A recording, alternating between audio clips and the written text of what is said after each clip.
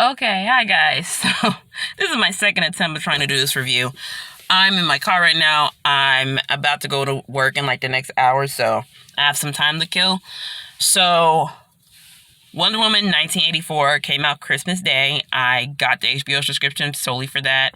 I'm only paying for the first month, but I'm only gonna watch some other stuff. I heard they just now getting Cartoon Network on, so I'm definitely watching.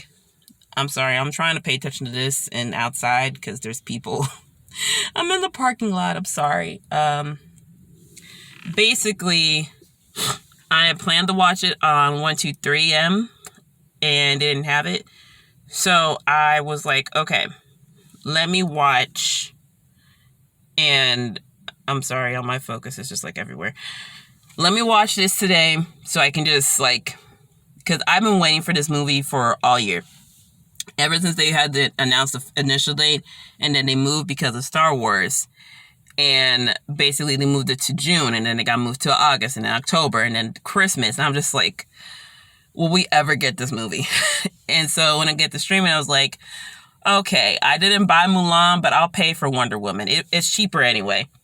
So with the movie, it takes place in the 80s. We're 60 years after the first movie. And Diana's basically fighting two villains. She's fighting Maxwell, who is this oil tycoon that gets hold of the Dreamstone, as well as Cheetah, who is an employee of hers, a co-worker of hers.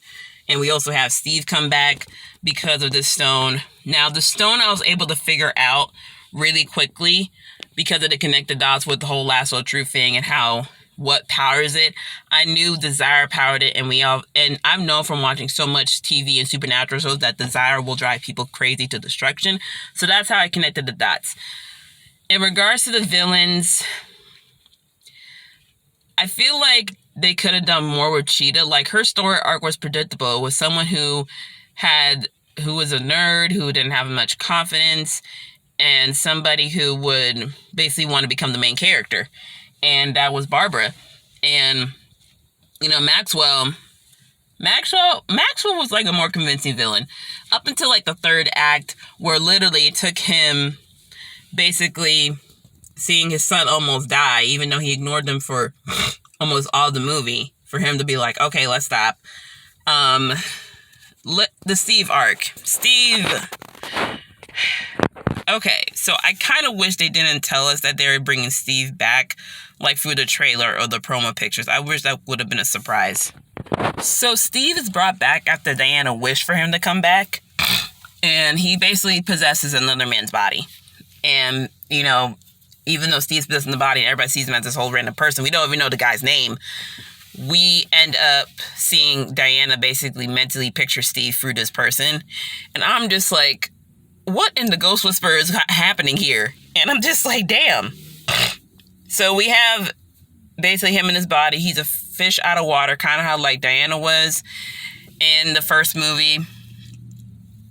And, even though we get further into the movie and we find out that, okay, we got to let go of this Dreamstone to stop him, Diana wants to keep Steve. Like, okay, first of all, Diana, it's been 60 plus years. Let this man go. Second of all, y'all knew each other a whole week.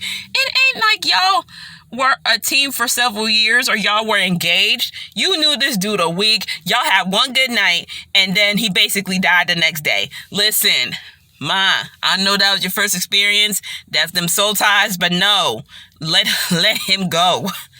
Like, as my friend Ashwin said, you'll be okay. Let that man go. I said that. And once I connected the dots with the Dreamstone, I knew Steve was going to basically make Diana weaker. And when she got shot, I was like, I was right. Steve needs to go right now. And, the stunts was kind of like, man, it's predictable from what I've seen before. I've seen so many action movies, like, we've seen what could be done. It is like I've seen things repeated in other movies before. I felt like they try to like up the ante, and I can see where they tried, but it's just like, we need something new. And I know they filmed this like 2 years ago, so yeah. Overall rating, I would give it a 6 out of 10. You know, I've given my rating so far online. People say I'm being too generous. I'm like, damn, okay. But that's just an honest thing. And, you know, DC has its way of like movies, and Wonder Woman is basically their bread and butter. That and Aquaman. So, I don't know. They're talking about a possible third one. I definitely think they're going to go with the third one with the way things are going. I don't know if they have like a solid plan with the DCEU right now, especially with the pandemic, but definitely expect Wonder Woman 3. Especially with the end credit scene. Let's talk about that end credit scene. The OG Wonder Woman coming back as Asteria.